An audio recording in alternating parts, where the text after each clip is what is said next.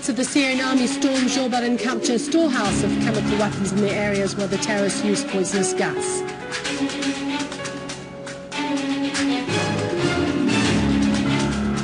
Al-Zabi states that the Syrian army does not need to use chemical weapons because it has high morale and is advancing against the terrorists.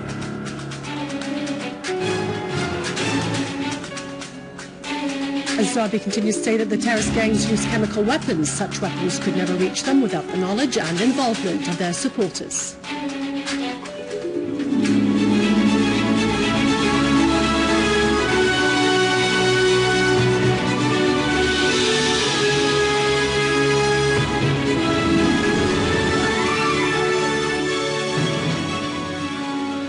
Welcome to News Bulletin. I'm Dania Nizam.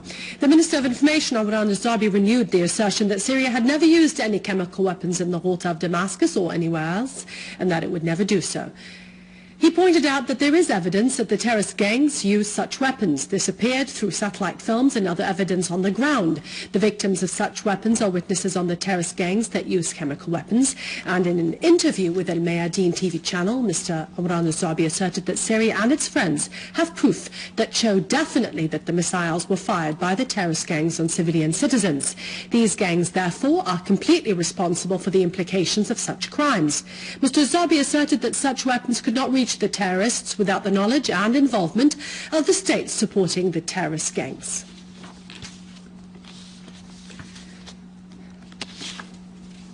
Deputy Chief of Staff of Iran's Armed Forces, General Masoud al-Jazairi, warned the Americans against crossing the red lines with regard to Syria, asserting that this would have severe repercussions on the White House. General Jazairi said that the ongoing war in Syria is an outcome of a scheme developed by the US and the reactionary powers in the region against the resistance. Al-Jazairi asserted that despite the wide-scale hostile attack on Syria, yet this country and its people have so far resisted and repelled this aggression. Iran's Deputy Chief of Staff explained that the recent Western media hype is due to the success achieved by Syria against its enemies.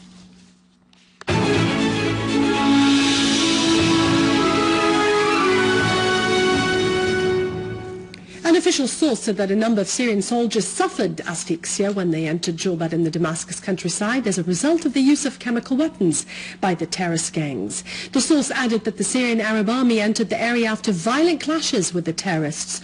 A storehouse full of barrels of poisonous gas made in Saudi Arabia was captured, containing a large number of anti-gas masks made in America and medical compounds made in the Qatari German company of medical products. The source called attention to the fact that the use of chemical elements by the terrorists reflects their despair under the blows of the Syrian army. The General Command of the Syrian Armed Forces said that the army captured a warehouse in Jobar containing raw materials used to make chemical weapons, protective masks, and large amounts of antidotes used against inhaling poisonous chemical materials. The existence of these things in the hands of the terrorists is a definite proof of the use of chemical weapons by those terrorists and the involvement of foreign powers in supplying the terrorists with such weapons. The military command added that the use of this dirty weapon by the terrorists against our people and armed forces exposes the bankruptcy of the terrorists under the blows of the Syrian Arab army. It also reveals their criminal nature and violation of all international laws and norms. The General Command asserted that it would never hesitate in dealing deadly blows to the terrorists everywhere in order to restore security and stability to our homeland. In Damascus, 2 citizens were killed and 40 others wounded when the terrorists fired a rocket missile in Al-Qassa quarter in Damascus, causing large material damage. A police source said the missile destroyed 17 vehicles, houses and business shops.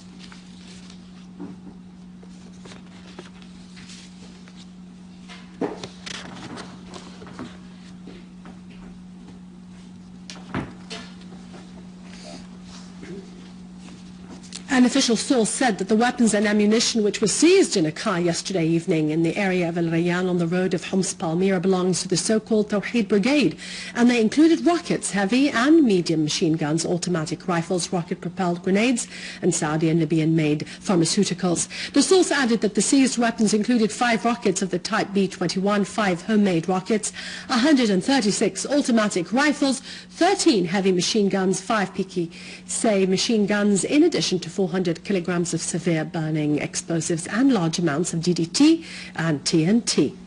The source added that the seized ammunition included 112 mortar shells, 25 RPG shells, 20,000 Dushka machine gun rounds, 8,000 PKC ammunition, 10,000 automatic rifle ammunition, in addition to masks, military uniforms on which the badges of the so-called Unification Brigade are stuck.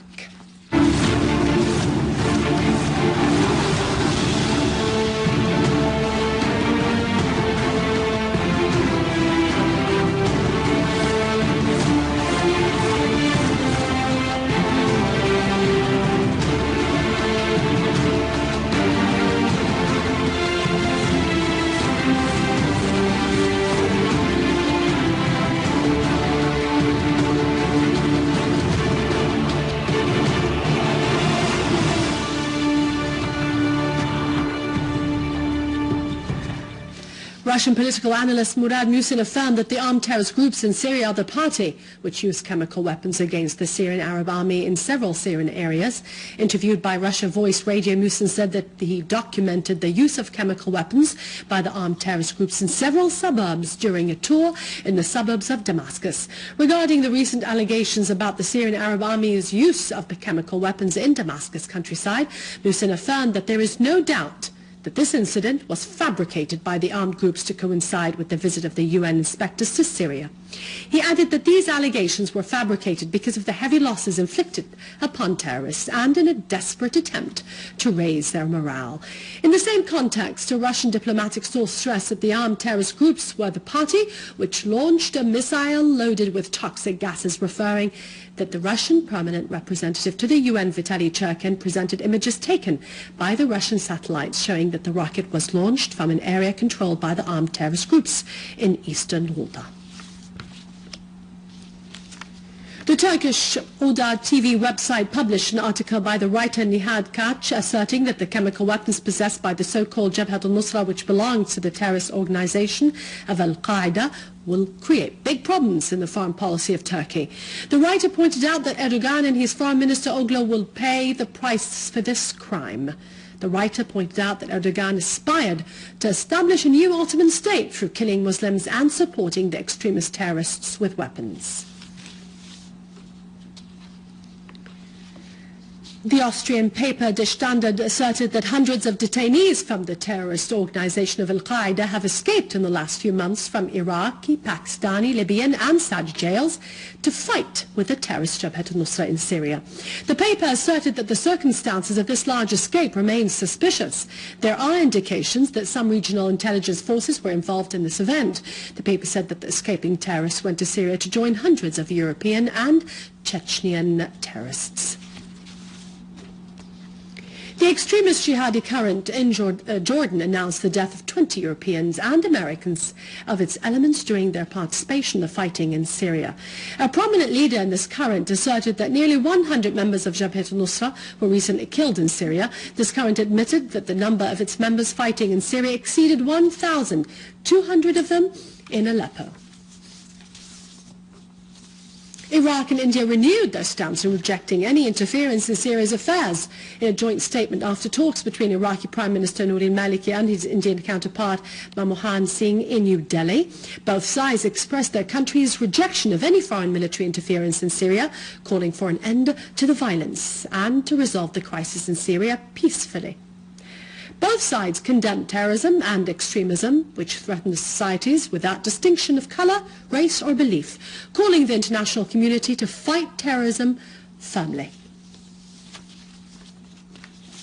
The chairman of the Committee of International Affairs in the Russian Duma, Alexei Pushkov, asserted that the use of chemical weapons in Syria only serves the interests of the opposition, which blame the Syrian government. He called attention to the fact that the West refuses to recognize the lack of logic in the accusations of the Syrian leadership. The main question would be why the Syrian leadership should use chemical weapons. Why would such weapons give a pretext for foreign intervention or to dig a grave for itself?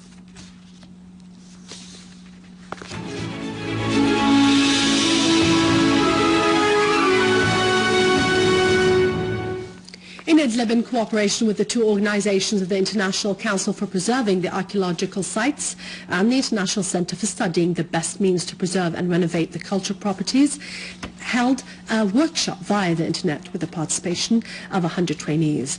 A detailed explanation was presented in the workshop on the role of the two international organizations in preserving the damaged ruins and the previous experiences in this domain, in addition to lectures on the importance of the Syrian cultural heritage as an integral part of the world's cultural heritage.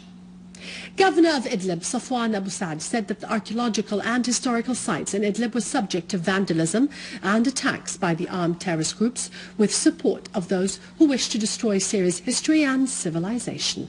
The participants called for forming a teamwork of trainees to preserve the Syrian cultural heritage in cooperation with the local community and the necessity to take immediate measures to protect the ruins and the damaged sites in cooperation with international and regional organizations. In the framework of developing the dealing with modern curriculum, the first central session opened in Damascus for training specialists, teachers and teacher candidates. The work on the completion of the course content applied by Pioneer Research Group of authors and mentors in cooperation with the National Center for Curriculum Development. As the ministry count on this course a lot to improve the quality of education in what reflects positively on the acceptance of the students to the information and developing them. The teachers in this course will form training teams in each province.